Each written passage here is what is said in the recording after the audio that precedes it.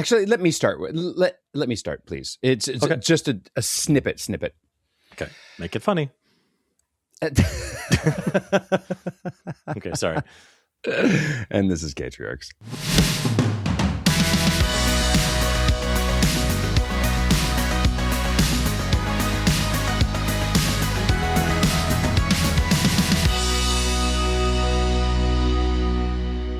So David, my partner and daughter have just gone out to run some errands, and I get a call from Is that why him. your shirt's off right now? Is that why you're naked right in front of me? I get a call from it. No, but it can be. I get a call. I didn't answer because I was watching the World Cup. Text 911. I'm like, oh shit! What the fuck? Who's I call him back, and he goes, "I'm going to jail."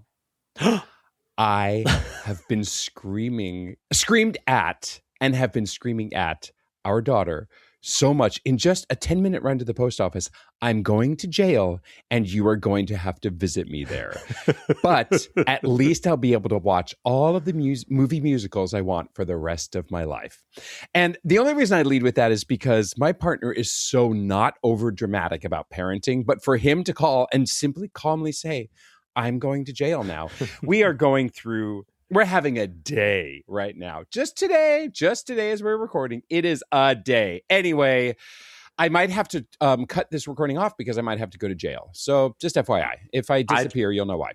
I don't think there's a single parent listening who has not felt that exact, I'm going to prison today and I just want to call, because it's always when it comes out calmly. It's never the screaming like, why it's bad. So it's like, I just want to let you know that the our password to our bank accounts is this. The life that we envisioned for ourselves is over. And I appreciate the password because in that tone of voice there is just an acceptance. Yes. There's an acceptance that prison is inevitable. You're beyond rage. You're beyond rage. Emotion. You're beyond emotion. You're just this is a statement of fact. I'm going to jail. So I needed to lead with that because to me it's very, very funny because Todd is not the hyperbolic one, but he's going to jail now. So it's the nice. Most satisfying when it's the calm one. That is the most satisfying in the world is when your calm husband is on the point of suicide. Yes, a woman on the verge of a nervous breakdown for sure. And it's so gratifying to know that I am not the only one who, feels rage.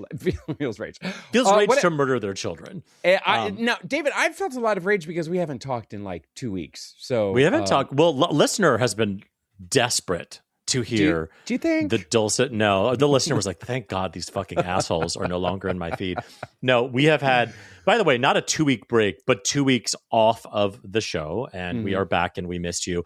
Speaking of your partner having rage, this segues perfectly into what I was going to start with, which was I was taking a nap. Yes, in the middle of the afternoon. Yes, on a Saturday. Because you are a lady of leisure. I'm a lady of leisure. It is but summertime. Listen, one of my 2 kids still naps, and during that time, we make the other kid do quiet time. Yeah. And so that usually it's supposed to be for an hour. Usually that ends up to be 20 minutes, and then he busts out. So I'm laying there napping, dreaming of what David Beckham would do to me. And my husband bursts in the door with 2 fistfuls of hair and said, "Look what your son did." And I went, what happened? What happened was, while I was napping, my husband, by the way, was napping on the living room couch. So it's not like I was the lazy one. Come on. My son snuck over to my daughter's room. Oh, no. Woke her up. Oh, no. Quietly dragged her to his room. Oh, no. And they played Salon. And while they played his Salon, own hair, he was the barber to your daughter. Oh, baby, both hair. Because my son has short hair, but it's like, maybe an inch on top. So you could spike it if you want. He likes to wear it flat down. My daughter has had long, gorgeous, wavy, auburn chestnut hair.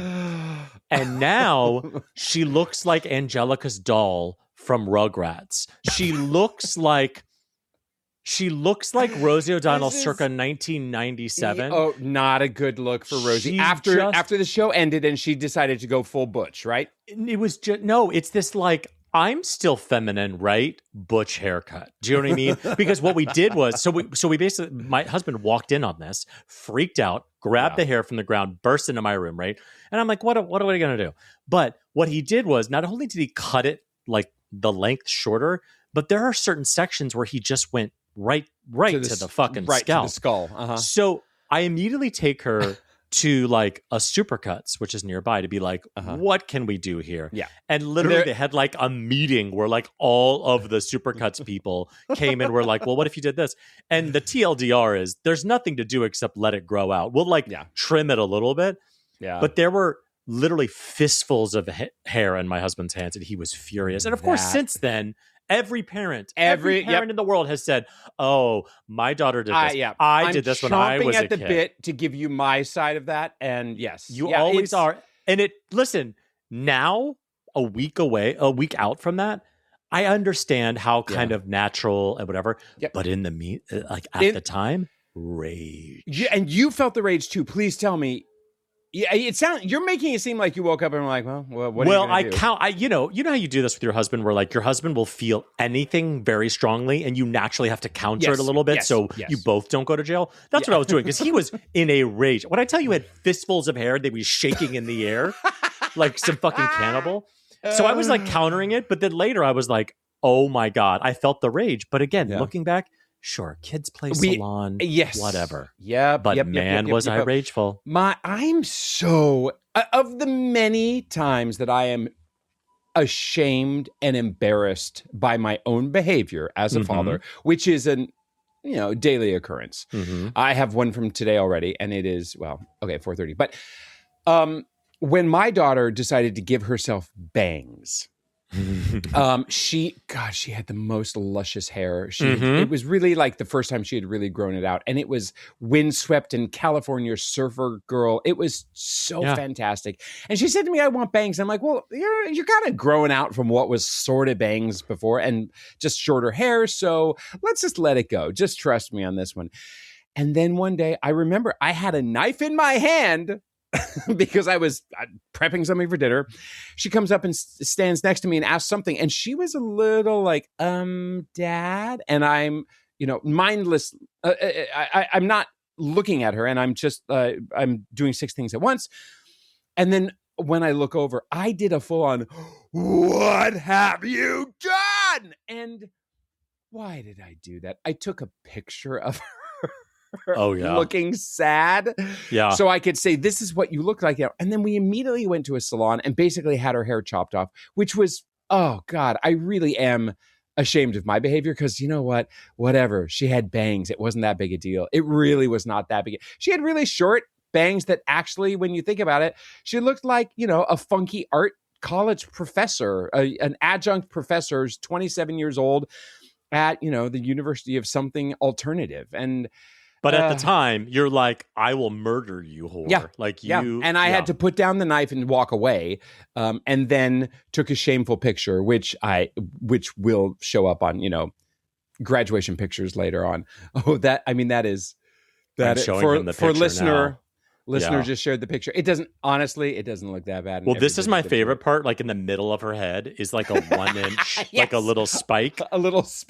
A side spike, as we call it. So I took her to I took her to Supercuts, but like looking the shame in her eyes, she was just already like full of shame. So because Daddy made her feel shameful. That's the thing. Listener, it's gonna happen. It'll probably happen when you've just gotten the hair fixed and your little princess or prince are gonna be walking down the aisle as before the ring bearer or photos. The flower. It'll be just before the photos. Take it with a grain of salt and just laugh through it. Really. But even as I say this, even as we tell this story, I'm like giving myself the lesson that I just learned, that I swore I would not have to learn. Yep. And then I'm thinking ahead to all the things people are telling me about teens or people, whatever. And I'm already thinking in my head, that's not going to happen to me. Yeah. I'm a better parent than that. And I know it's going to happen. And that is, Yep. so what's the point of us giving advice, Gavin? What's the if point? none of us will take it, we all think we're going to do better than the parents giving us advice. But all of the other people who are like printing these books about parental advice, I mean, they all made the same mistakes too, and they're making apologies for it and basically saying, you, dear reader, are going to make this mistake too. I mean, who among us is really great, huh? Well, don't call in and don't listen to us. But. Yeah, exactly. Let's move on because we have a lot to get to. I just said call in as if this is a call-in show, which does exist. That is not an ageist thing, but anyway, the telephone. So much more to talk about. Yes, please move us along. But we're trying to keep the show under an hour, and it's really difficult. And we missed each other, so we have lots to talk about. But I do want to quickly touch on Pride because obviously last month was Pride Month, and we nailed your Pride this year. The 4 pillars of Pride. But this year, I got to march with my family in the Pride Parade, the New York City Pride Parade. Men having babies, and Ron Poole Dayan, who is a friend of the show and a former guest, very kindly invited me and my family to march with them and to also represent Gaytriarchs. I wore my Gaytriarch shirt. Yes, you did. Gavin did not bother showing up, but I had my kids hand out postcards of Gaytriarchs, and we had like candy stapled to them. My fucking son has never been happier because people are everywhere he goes. He's being cheered, and he's like it's you know incredible. What this calls for? A haircut. A haircut. I am so popular. I need a haircut.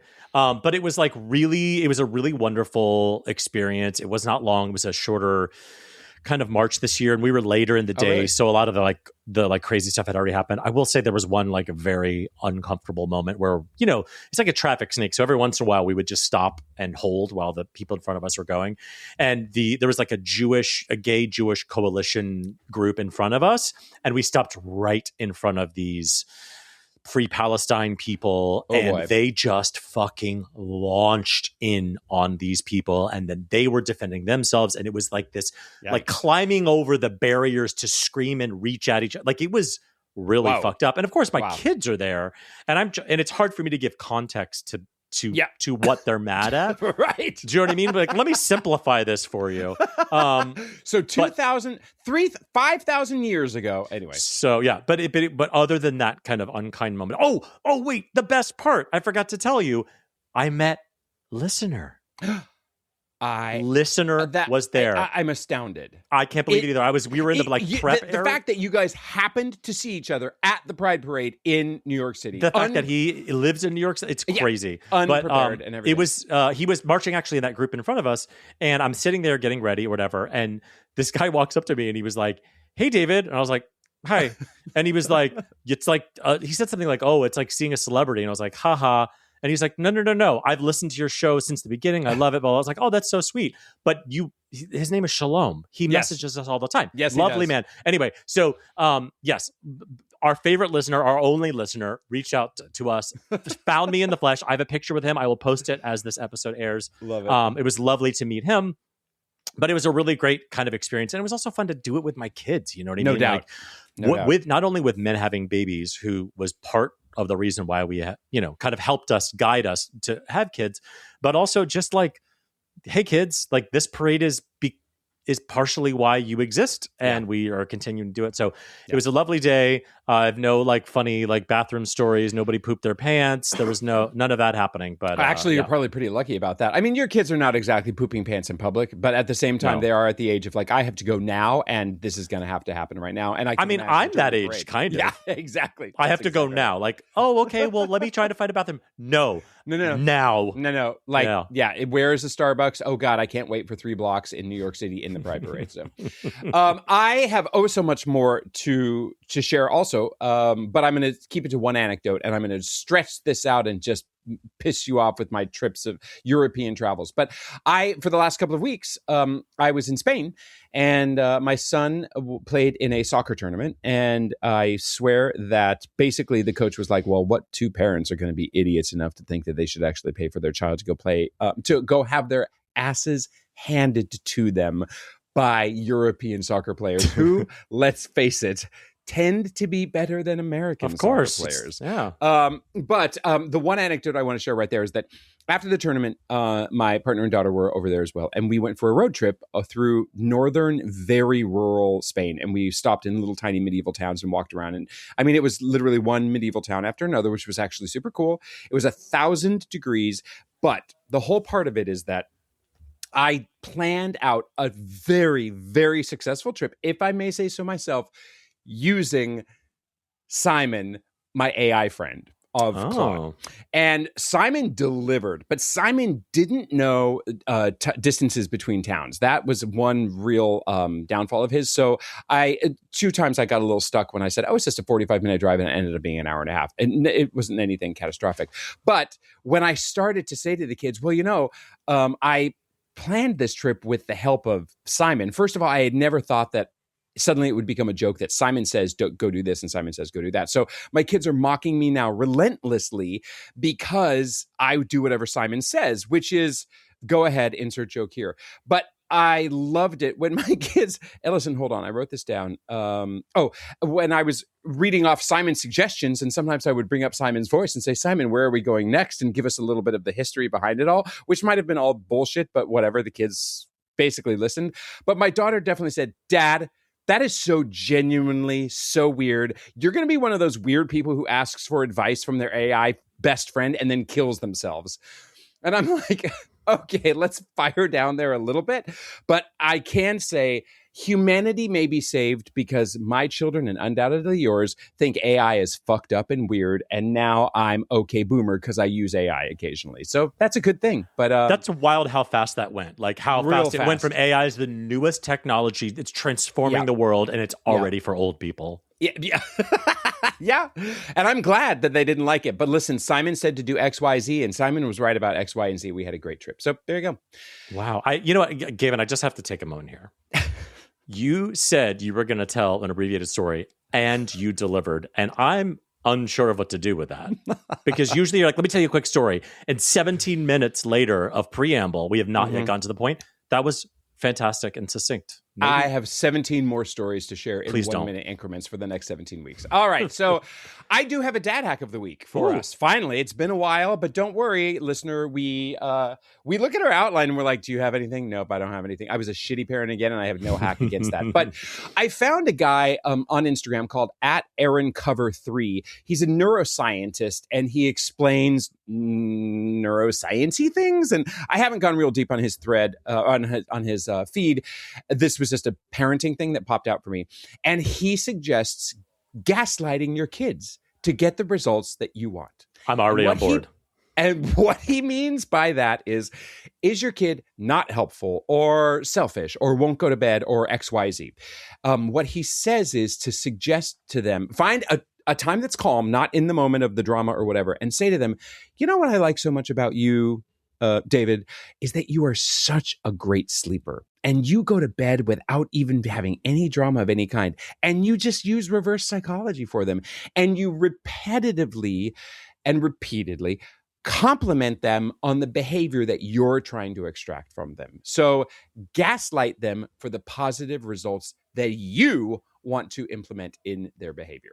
I saw this too, and I was like, oh, this is such a good idea. But there's this fucked up part of me that is like, I'm not going to compliment you on bedtime because you're a fucking monster at bedtime, which I've moved to next week's episode talking about bedtimes. But like, I again, this is just my shitty fucking ego that can't let it go. I'm not going to tell my lying son that he's really truthful. You're right. I should do this. I'm going to try this because I want to see if it works. But oh my God. Let's challenge ourselves. All right. Let's challenge ourselves to use it by next week and try to report. Okay. Report back. I will do that. All right. I can be really succinct about the news of the week right now. 2 weeks ago, a bunch of great things may have happened. And frankly, all I can think of is the Pride Parade in Mamdani and how much Zohran Mayor Mamdani is so fantastic and queer friendly. But other than that, I can't. But also Lindsey Graham dying, pretty fucking great. Let's give it up for, you know what I mean? Somebody posted on Instagram. It was so funny. The post was something like, it's like getting a free appetizer because your meal is taking too long. Oh, yeah. It's like, that is such a great parallels, way to describe that. Yeah, but the parallels between Lady Graham and Mitch McConnell just being on death's door is just whatever. Yeah, moving on. Yeah, that is not our news of the week, but let's celebrate. Ding dong, the witch is dead. Yes. Now I do, as we talk about the DILF of the week, I'm still in heavy World Cup land right now because I'm invested with my kid and whatnot, and I'm embarrassed. I'm really embarrassed that we were so superficial and just went for abs and sheer hotness last time, because I was reminded. But that's our thing. Cristiano Ronaldo, as hot as he may be, I am not issuing an official retraction, but he does seem to be MAGA. I mean, the guy's from another country, so he's not voting, but he has definitely, you don't have to dig deep to be reminded that Ronaldo has like signed jerseys to the best president of the world history, or that Trump is a man of our times and he will change history. We're removing you. Bye. Are we? Is this our second official retraction? Just I'm because retracting we're political him. petties? Yes. Yes, I'm retracting him. That means I need to like make a new graphic and like no rejection thing on it. We'll he does have really great abs. I mean, really fucking great abs, right? So, but wait, get to the point, because I'm looking at pictures of our DILF of the week, and oh my god. I knew that we were going to make it this far because the World Cup takes so long, and let's just keep with the soccer players. But I mean, I think the golden boy of this age right now, of the World Cup times, who is over, say, 30 years old, is Lionel Messi. I mean, he plays for Argentina, and he is a dad, and he has 3 boys. Now, I knew I was going to go from Ronaldo was going to be number 2 and Messi was going to be number 1, but Messi is just like, he's got a grin that goes for days, and he's got a cheeky like a really grin. He's also guy. like really kind of lean and tall, and it's big. Do you know what I mean? He's got that vibe. He's got that little tattoo on his hip. Oh Lord, this is a very delicious looking man. He's got like that Brad Pitt in Fight Club body. Oh, absolutely. Right? It is absolutely Brad Pitt Fight Club. So, he's a dad. He's a great soccer player. He's legendary. He seems to be a nice guy. But why is he the DILF of the week? Because he's hot. All right. He's hot. It's our only requirement. And even then, sometimes, who cares? Like, remember Barney Frank? He was our DILF of the week. Yeah. All relative. I mean, the fuckability of dilfiness is has many different points of entry. The fuckability of dilfiness. I need that stitched on a pillow. And you know what I don't need stitched on a pillow? You're welcome. Our top 3 list. Gaytriarchs top 3 list. 3, 2, 1. All right, this week is my week. It is, what are your top 7 deadly sins? Now, mathematically, there is a way where we could not have any crossover. I don't think that's possible, and that's okay. As I was crafting mine, and I will admit, I'm going to go through the 4 that I don't think are top 3 very quickly. No, you're not. I am. But I did think to myself, I bet we are 1 for 1 or 3 for 3. But I think that's cool. Let's see. We'll see if listener agrees. Okay, and number 3, possibly my favorite, but still not number 1, sloth. Ooh, do I love to lay around and just not have any plans. And I like that, like, where you get tired because you've laid on the couch too long feeling. Like that, top notch. Number 2, gluttony. Come on, let's be honest. There's never enough. There's never enough of the buffet. There's never enough sex. There's never enough joy. I want it all. I want the most amount of things. Gluttony, number 2. And number 1, I assume this is crossover, pride. Come on, you got to have pride. Funny enough, we are only 1 for 3. Wow. Okay. Let me say, I think gluttony is gross, and I definitely look down my nose at laziness, and that's really obnoxious of me. And I think high consumerism. This is very me. I know this is high consumerism. Mm-hmm. I am so anti-capitalist that I think gluttony is disgusting. Yeah. Envy is gross and sad. I think that not being grateful for what you have and being envious of what other people have is gross, so I don't like it. But at the same time, you need a ladder to come down from your high horse, because I don't want you to hurt yourself. I think greed is gross because I'm so envious of the people who are just shamelessly greedy. So therefore, then I'm being envy of the greedy people. I don't know. And then the sloth, I can't get on board with the sloth. Although while I was traveling, I did see a T-shirt that said, "No one cares, work harder." And I thought, oh, I'm going to use that with my kids. No one cares. Do you remember when I complimented you earlier on the economy of your language? What's your number 3, Gavin? So for me, number 3 is wrath. Because wrath has the maleficent, like all of the all of the Disney villains who are basically drag queens are all out for the wrath. Yeah. And wrath has diva drag queen quality that's just fantastic. Yeah. Number 2 for me is pride. Because the idea that you're going to be stoic and strong and catty and judgmental of the other people around you because you're so prideful, I kind of find that a little sexy. I mean, it's just one night standing kind of thing. Sure. And then just for basic, obvious disgustingness is lust, obviously. Number 1. I mean, come on. Lust you know what? I don't know why I didn't put lust in there, but you're right. Lust is number 1. That's it. You're right. So easy. So okay. Easy. That was a great list. What's next week? Oh my God. I literally wrote it down and I had it. I'm not kidding. And it was, fuck me. Gavin, what did I text you before? I'm not kidding. I'm not kidding. I did have it. Literally. You can't remember it? I just thought of it as I walked in. I was like, "Oh, that's going to be a good one." And he's not going to roll his eyes at me. And it's Gavin's at an age now where he has to write down his ideas or he'll forget them. And now he's at the age where he writes down his ideas and he can't find where he wrote down the ideas. David, I'm not shitting you. Okay, hold on. Just give me a second to think. Did you write it down somewhere? Can you look in your office? Maybe I didn't. It's obviously not right there. It was summer related. And it was food related. I think you need to add to the 7 deadly sins memory loss, early onset Alzheimer's. I actually feel more with it today than I have I've been in absolutely summer vacation mode. Oh, God damn it. Here it is. I want to know what your top 3 insults are. Oh, top 3 insults. So good. Is it? Are you going to be able to narrow it down? Yeah, well, yeah. I mean, I might have to do a Gavin Lodge and do it. Well, I didn't choose these You're welcome. 40. Yeah. All right. Hey, friends. So I let Gavin go off by himself to record an interview and edit it himself. And of course, he failed. So the beginning of the interview, you will hear some pauses where we cannot hear our guest. But within about 20 seconds, she comes back in loud and clear, and the rest of the interview is fine. So I apologize for Gavin, as I do every single week, but enjoy. All right, Gaytriarchs, one and all. We have today a scientist who is Yale educated. So once again, we are punching up and demeaning this poor person by being on our silly podcast.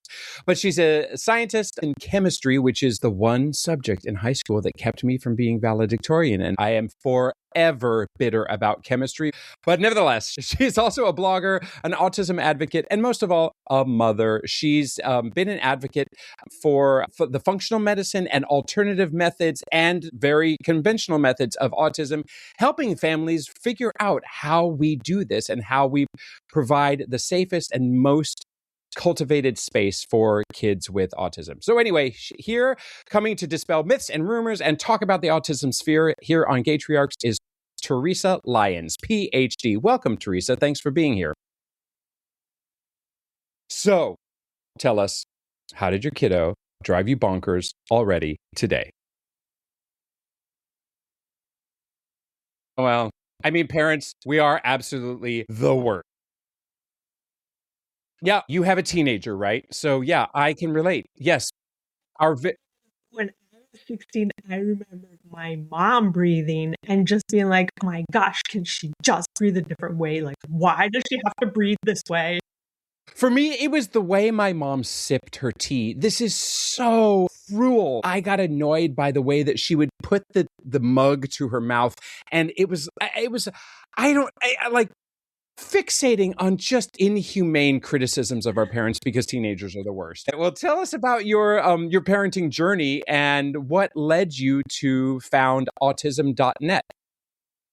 Well, My entire involvement in autism is due to my daughter being diagnosed with autism when she was 3.5. Other than that, I was not in the field of autism. I have my PhD in computational chemistry. I was in the pharmaceutical industry, first in R&D, and then as a medical strategist. So really understanding all aspects of the healthcare industry. And then my daughter was diagnosed with autism, and we were told it's lifelong.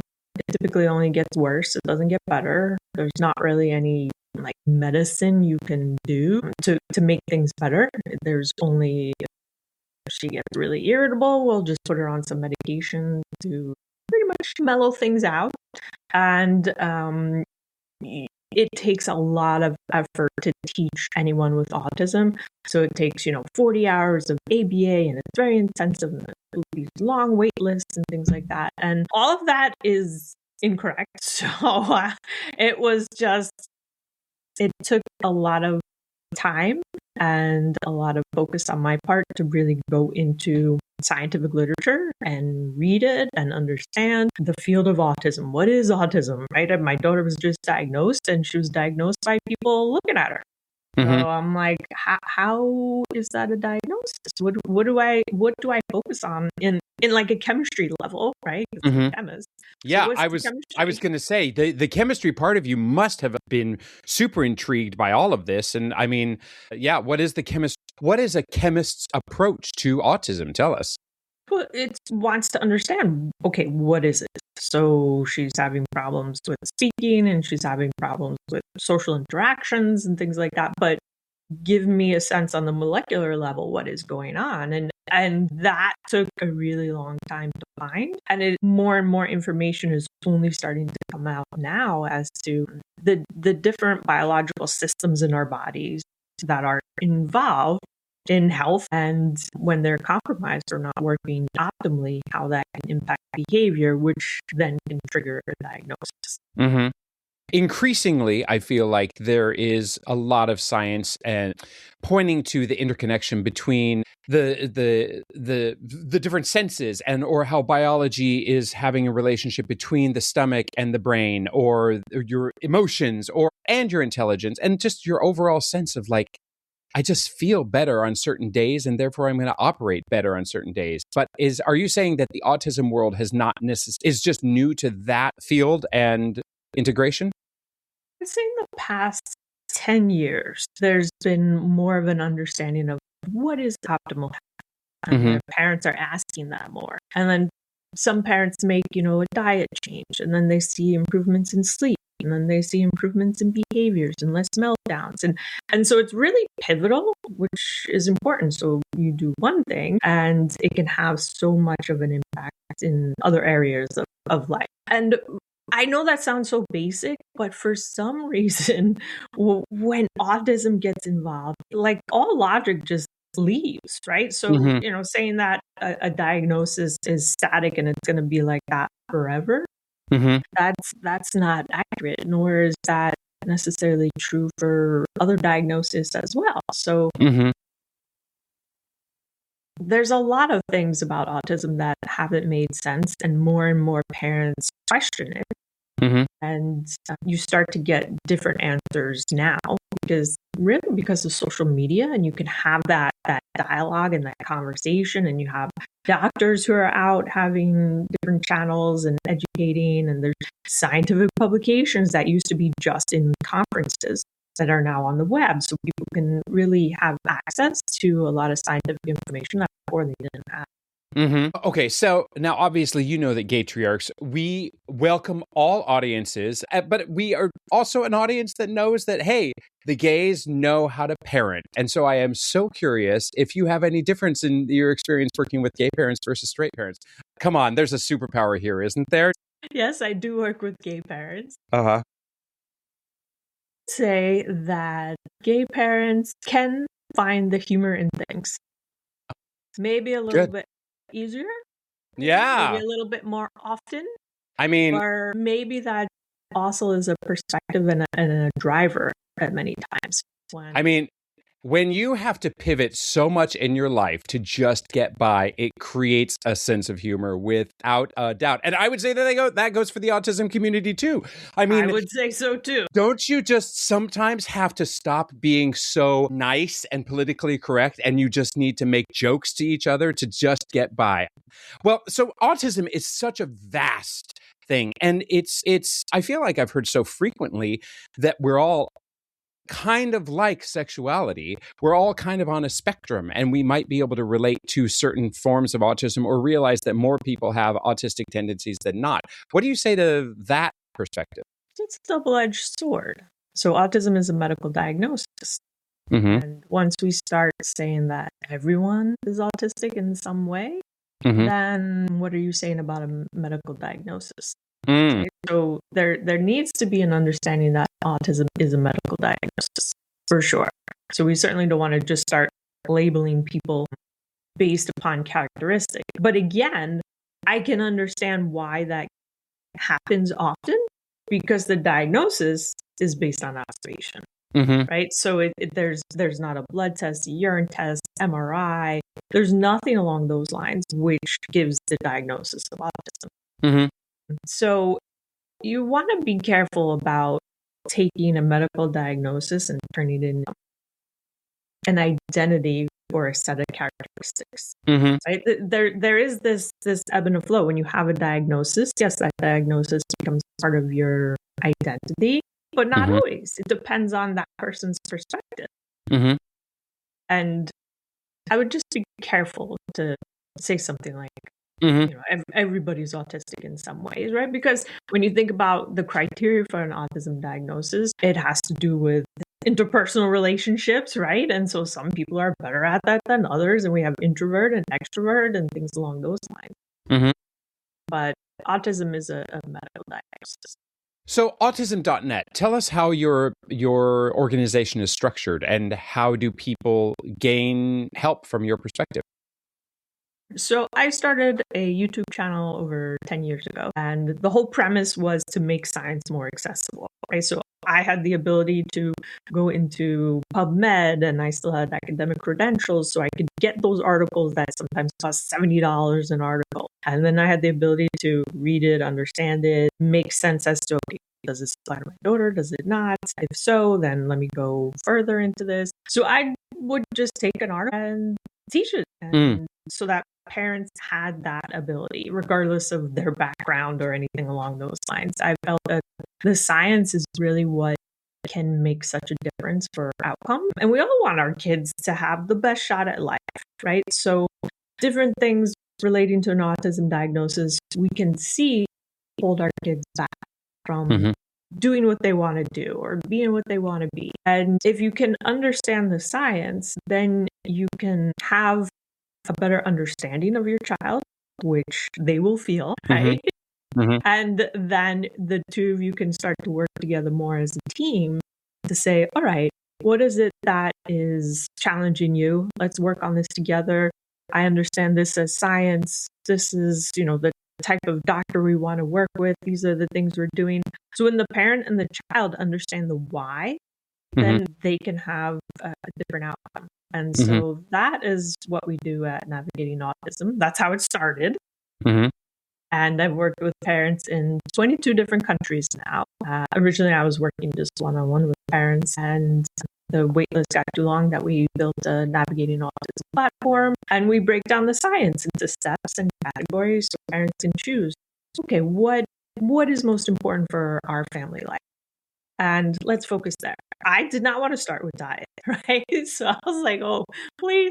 My New York City bagel lover, that was me. I did not want to go gluten-free. I did not find it funny. I don't need more. There's a lot to find funny about gluten-free, but we get it. Yeah, but I didn't want to do that, right? Yeah. So I did not start with diet. I would certainly have played around with diet and things like that, but it was just more like, okay, let me understand basic health. Oh, vitamin D status, I know how important that is for me. Yes, that's important for my child, right? So parents can start where they feel comfortable. That's the important aspect. It's not me telling anyone what to do. It's all right. This is the science. Let's just start going through it. Start where you feel you're going to be successful. And we have board certified health coaches on the platform that really help parents with their mindset. Because you're going to have a lot of challenges going through this journey, and you can't just give up, right? Because this is about your child, and you need support. This is not something that you can do on your own and just say, okay, I'm just going to stay positive for the next, I don't know, few years, and I'll just tough it out. That doesn't work either. And autism can get so isolating. Our children have meltdowns, and then we start avoiding going to different places, and maybe someone calls us and we just ignore it because we don't want to talk about how bad of a day we're having. And when you go and hang out with other people, you start to really see how far behind your child has gotten, and that hurts as well. So for all of these reasons, having board certified health coaches are really important. Because I'm not a scientist, as evidenced by the failure of a B+ that I got in chemistry, I'm curious where the evidence-based sometimes meets the gut, your parental gut, and vice versa. And when does one trump the other? Pardon that term for all listener out there.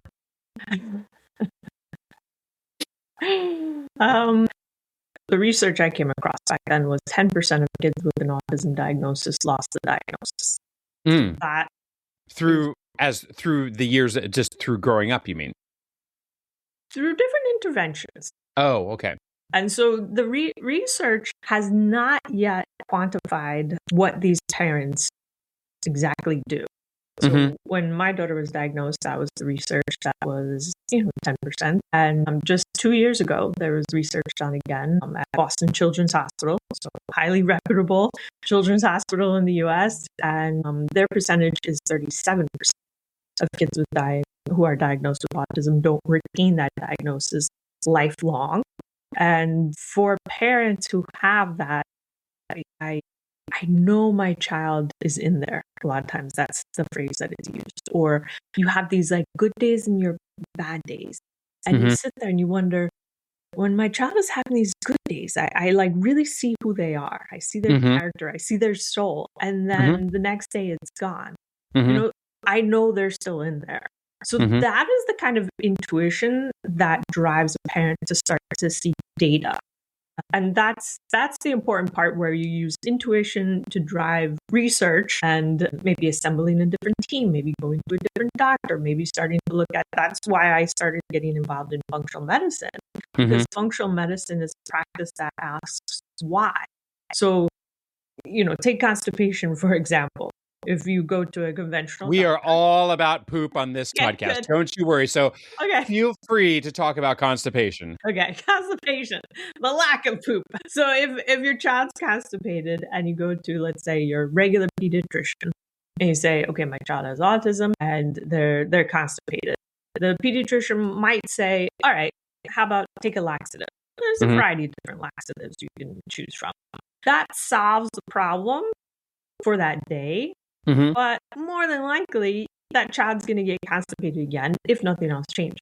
Whereas functional medicine, so if you go to a functional medicine doctor, they're going to say, okay, why is this child constipated? Is it lack of fiber? Is it lack of hydration? Is it lack of magnesium, right? Are they magnesium deficient? Very well might be, especially if they're not hydrated very well. Is there a gut infection that is causing constipation? Is there a problem with motility? So moving everything through. And that's relating to motor control. So there's so many different possibilities as to the why. But the thing is, one branch of medicine isn't necessarily wrong or right. And so that's why when I talk about healthcare, it's about having a team. Because you might need that relief from the constipation right then and there. There's nothing wrong. No, laxatives exist for a reason, for the last 150 years, for a very important reason. And they exist in nature because Mother Nature knew nature's broom needed to happen somehow. So exactly. So it's not as if one side of medicine is right and the other is wrong. You want to use all of it to benefit your child. And that's the important part to understand. So if you're sitting in front of a conventional pediatrician and they're telling you something and you're like, okay, that makes sense for now, but that's not fixing the problem. go with that intuition. There's nothing wrong with fixing it now and then saying, okay, how do I resolve this long term? Now I'm going to need someone different. So that's really how you have that ebb and the flow of the intuition and data. And you don't just blindly start doing things randomly, because then you're in like crisis mode, panic mode, you're not making good decisions. Nothing is really driving you except for angst. Right? Yeah. So it's not intuition, Which it's not data. Which can also drive more constipation on your own end too, frankly, because angst, I mean, let's face it. Actually, what is functional medicine? And can you explain that briefly? Sure. So functional medicine is something that has really gained in popularity over the past 10 years. And it really is just the study of understanding the why. So what is the root cause? So for an example, speaking, right? So difficulty speaking is one of the criteria for an autism diagnosis. In the past, it was just like, okay, the child's not speaking. I don't know why, right? Like, and they're never going to speak for the rest of their life. And so that was one more conventional medicine approach. Functional medicine will say, all right, well, we know there are antibodies that are in some brains of people with autism that impact folate uptake. Folate has a huge role to play in speech, right? So a functional medicine doctor is going to say, all right, well, let's do a blood test to see if there are those antibodies that are interfering with folate. And if there is, then we'll use a prescription. And if there isn't, then let's keep looking and try to understand what is causing this lack of speech. Have you seen that in action? The lack of folates, for instance, and helping? Yeah, most definitely. There's definitely a thriving online ecosystem of people in the autism ecosystem selling each other supplements with an awful lot of hope tied to those. And I'm curious, how do you tell a parent when something, say, crosses the line from that's worth trying to actually someone is taking advantage of you? Have you seen lots of exploitation out there? Oh, yeah, definitely. What comes to mind when you were talking about that was a few months ago, it was all about lion's mane on TikTok. You couldn't go on TikTok. Yes. I mean, it was just everywhere. And it could do everything. In the gay community, it was all about better bowel movements, better sex, and better, I don't know, hair. I mean, lion's mane is everywhere. Yes, indeed. And it just gets so twisted. And those posts are very emotional. So if an autism parent goes on social media, it's very easy for them to get triggered into, okay, let me just try that. And when you find yourself saying, okay, let me just try that, that should be the red flag, right? Because now you have no basis as to why you're trying that. Are you trying that because your child needs it? Like, there was no discussion about, like, that's exactly what my child needs. That's exactly what targets the symptoms, right? So, like, all it was some emotional trigger that happened. And usually it's showing like a before and after, or someone is saying, oh, my child is, speaking and they're doing this and they're doing that. And it's because of this product, and buy this product, right? So it's direct sales, right? And this is the only product that worked and all that stuff. So when parents find them in that emotional, oh my gosh, let me just try it, that's where to catch yourself and say, all right, what does this do? And that's the whole reason I started a YouTube channel over 11 years ago, was really to take the science, to teach the parents the science. So I would take one journal article, teach the science, take it a step further and say, this is how you understand if it's relevant for your child. So is your child struggling with this? If not, then go. Move on. Move to the next thing. Don't stress yourself, because there's so many different things relating to optimal health in autism. Okay, so I know that listener out there really just wants me to ask one question. Okay. And I'm sure, unfortunately for you, it all has to do with RFK Jr. But can you tell us what your approach or opinion is of his approach, and also vaccines? Let's wade into that water. What do you have to say about vaccines and autism? All right. So, RFK is involved in quite a bit more than just vaccines with autism. Yes, So- and I can hear listeners screaming, he's involved in way too much. But yes, he has definitely made a name for himself and gotten into the headlines so much with vaccines and autism. Right, he has. So let's see. We could start with the leucovorin, which is he had a press conference with Trump. It was in the fall. Mhm. So they discussed leucovorin and they discussed acetaminophen. Mhm. And so acetaminophen got a lot of pushback because the way it was discussed was acetaminophen is the cause for autism, right? And so as soon as you say that, people start to say, well, I didn't take acetaminophen. And, right? So trying to come up with one single cause that explains all the autism is probably not going to happen. So I think that was not explained well because there is some science behind it. So acetaminophen does have the ability to decrease glutathione in your liver. And so glutathione has to do with detoxing. So many people with autism do have higher toxic loads due to a variety of different reasons, right? Not always acetaminophen. So the important part is just understanding that anything I take impacts my body, right? So if I was wanting to get pregnant and I had a headache or something along those lines, would I want to take acetaminophen? I'd want to have it as an option, right? Because if I feel like I need that for whatever particular reason, I can replenish glutathione in my liver, right? I can make sure I'm eating organic foods. I can take milk thistle. I can take NAC, which is a precursor for glutathione. I could even take glutathione, right? So glutathione comes in prescription, right? So there's many ways you can discuss and figure out what is best for you. So I think the way it was phrased made such an intense pushback that it kind of clouded some of the science that is there that would be great to discuss about optimal health. Right? And if we weren't in an echo chamber of reactionary everything. Correct. But understandably, right? Yeah, So totally. And but it seems like the acetaminophen, I feel like the doctors that I knew reacting to that press conference would say, hey, if you are a pregnant woman, you take it because your baby is actually going to be better off when you're not struggling. But hey, if we all could live purely without medicine. Well, you also don't want to have a fever for your baby, right? Like, so there's some reasons why you would need to take something along those lines. Maybe you talk to your doctor and you take ibuprofen and not acetaminophen, right? So there are options, but it does sometimes. Who's ever discussing it can sometimes just be so polarizing that then any good part of the message is lost. And I think with that whole conference, the real beneficial takeaway was start thinking about health. So start thinking about you might be doing something that is impacting your ability to detoxify.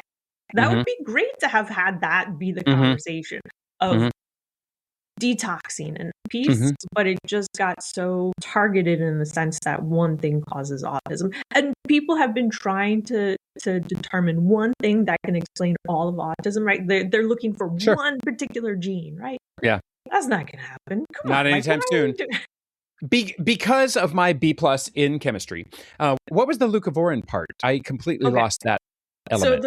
So leucovorin is a generic drug that has historically been used alongside chemotherapy because chemotherapy has different biological impacts. And massive side effects, etc. I mean, you're putting poison in your body to save your life, basically, right?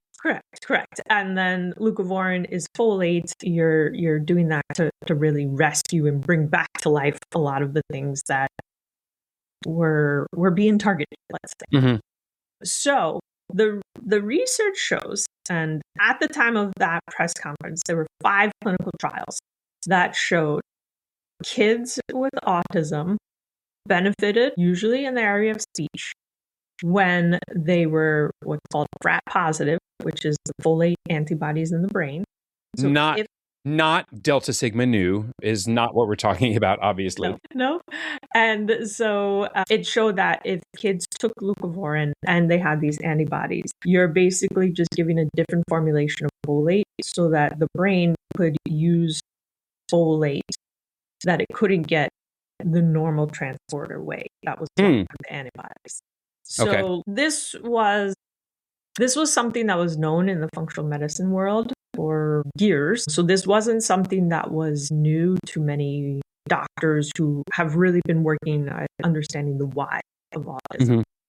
It was just new to a lot of other people where it was like, oh, wait a second, vitamin B9 can help my child with autism speak? All right, give it to me, right? So it became kind of this panic. There was a lot of run on for the glucagon prescriptions. There were parents who were like, oh, I'm not going to do the test. I'm just going to give leucovorin, right? And so you're targeting the brain. So this is when you do not want to just, oh yeah, I'll just give my child. It doesn't, who knows about dose? The more the better, right? Like, no. So the press conference created a lot of interest about leucovorin. And that was really great to see there be a dialogue of, all right, we can actually improve speech in kids with autism. And that's what the research shows. So all of this controversy hopefully gets parents just thinking, what actually could help my child? Whereas before, it might have been like, nothing can help my child. So I think the controversy helps parents be a bit more curious, I would say. So how do you handle parents that are convinced that vaccines are causing children's autism? What do you say to them? So there is a vaccine injury program run by the government, which does pay out money for children who are vaccine injured. So vaccine injury is something that is real. It's not made up. It's not fake. Billions have been spent by the government paying out for vaccine injured people. So it definitely is a reality. But again, it's not something that you can say vaccines cause all of autism, because it doesn't, right? Like, I've worked with parents in 22 different countries. You're going to have all different kind of vaccine schedules, all different kind of vaccine manufacturers. I've worked with parents who didn't do vaccines at all, and their child still had autism, right? So if you're looking for that one thing to explain it, you're not going to find it. So vaccines is something for parents to really think about. And I think the whole controversy relating years ago, it got parents asking the question, okay, is this something I want to do? And for parents who are still in that indecisive mode, you really want to make sure your child is healthy, right? So like, what's the takeaway? Is my child healthy, right? When you give a vaccine, you're triggering the immune system. So if they have a cold to begin with, maybe not the best time to give a vaccine, right? Because their immune system's on overload. Let's say maybe they were exposed to mold, not the time to give a vaccine, right? Because their immune system is overloaded. So hopefully that's the way parents are starting to think about health, and all these different choices we have to make as a parent is, all right, how healthy is my child? How well can they handle what we're going to do? Have there been any supplements or treatments or therapies that you've experienced over the last 11 years since you started this that you've actually said, I don't think this works anymore? Or you've been able to have some evidence that shows, never mind, this doesn't work anymore, and had to pivot at all? So I'm a huge advocate for using different kinds of testing. So blood tests, urine tests. When you do that, it takes the guesswork out of it, right? So it's very logical. I've definitely had parents who have said, I know my child has heavy metal toxicity, and we've done chelations and we've done this, and then nothing's really changed. And I'm like, all right, let's test. And the test comes back and they don't have heavy metal toxicity. Right. So I've always found that let the data guide you. So there are a variety of different tests to take that you can do easily to give you guidance as to, all right, this is what is important for this child. So that's really the important part for parents to do. And in that case, when you're talking about blood or urine tests, you're not testing for the autism, which we've already established. You can't, there is no such test. Nope. But what you are testing for is for their overall optimal health and their bodily health and the balance of all of the things that data and science have shown. So you're not, there is no test to do for autism, right? Because the diagnosis is based just on observation. I might be due for a blood and urine test coming up. Exactly. Or poop test, since you like poop. Hey, all about poop. Well, I am not yet ready to ask you about your when the shit hit the fan question yet, but as we do kind of wrap up here, one of the things that our listener might be able to find more about from you is the Lyons report. Am I right about that? That you have a book called The Autism and Functional Medicine Doctors List of doctors that you recommend or have the data and science and experience to show that they are people that you recommend in the Lyons report. Is that correct? Yeah, so I published the first in 2020, and we have an updated version coming out later this year. And in that book, I explain what functional medicine is and what it is that you want to look for in a doctor. Now, many times, the best way to find a functional medicine doctor, because they all specialize. Some are specialized in mold, and some are more gut focused. Some are more into mitochondria, right? And these are all different things that a child with autism could have health issues. So I really advocate for doing some of that testing initially, and then picking the doctor based upon what the test shows. So if a child has gut issues, then yes, you want a functional medicine doctor who specializes in autism, who is really good at the gut. Not everybody is good at the gut, right? So we all have our specialties. Exactly. And what I see often happen is a parent go to a functional medicine doctor based just upon, okay, that's a good doctor. But that doctor has their own perspective. And so they try and fit the patient into what they practice typically. And so the book really explains how to go about it really more from the patient-focused view, your child. So figure out what is with your child and what issues you want to work with a specialist, and then match that specialist to your child. And the takeaway for me here, maybe I'm getting it to A- level of chemistry here, is that you are not, in your efforts and the organization that you've set up, autism.net, which by the way is spelled AWETISM.net, right? Which Correct. I would imagine that that's a nod to the fact that human beings are amazing and children are awesome, and we have a sense of awe going about our lives in the world. Is that safe to say? Would you like me to tell the story? No, I screwed this one up and David isn't even here to make fun of me for it. Go ahead. Please tell me the story.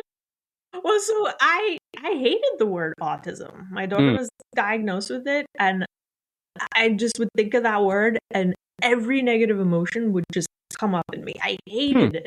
Mm-hmm. Everything was more difficult, just top to bottom. And it was, then as my daughter's health started improving, I saw how she was so determined all along. And even though she wasn't feeling good, or maybe she had a stomach ache, or, you know, a whole variety of different things, she still got up, would go to school, try her best, fail in just about everything, right? And so as her health started to improve, I really started to appreciate her determination.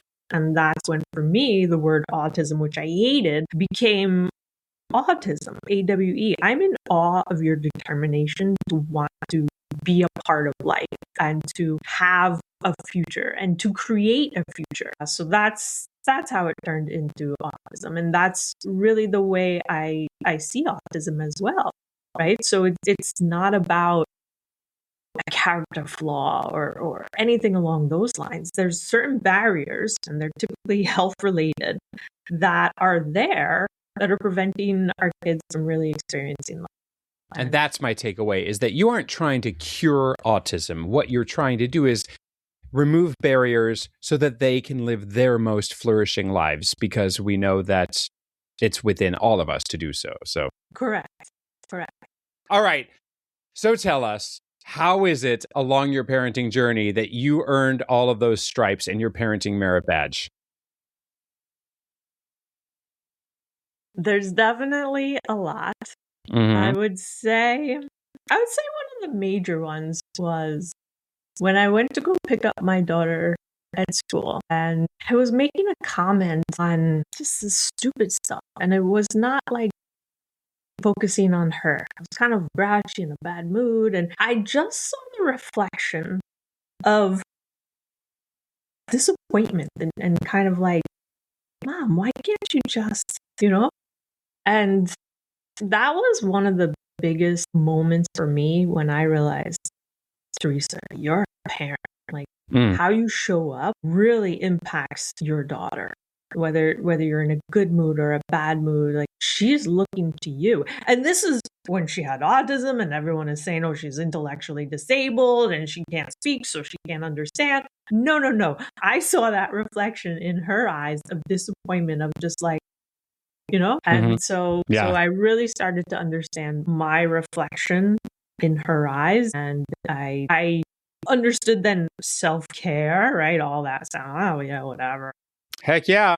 So I make a lot of decisions in my life based upon that moment of, will I be able to show up as the mom that I want to be? And that's really what drives me most in parenting, because it was such a fail that it like literally broke my heart.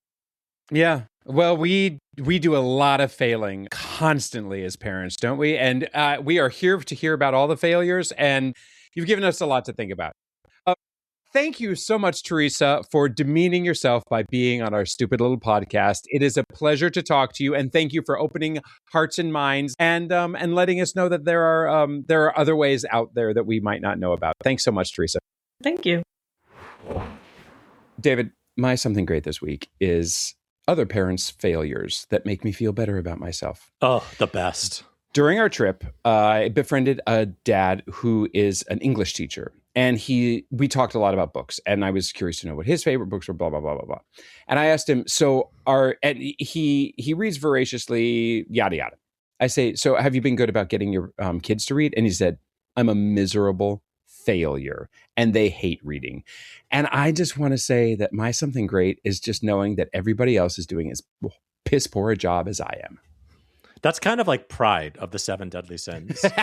Like, you're taking joy in others. It's like a schadenfreude. It's good. But shout out to Eric, who's also terrible, a big reader, and he can't get his kids to do anything either. So thanks, Eric. Watching other parents fail is maybe the best feeling in the world.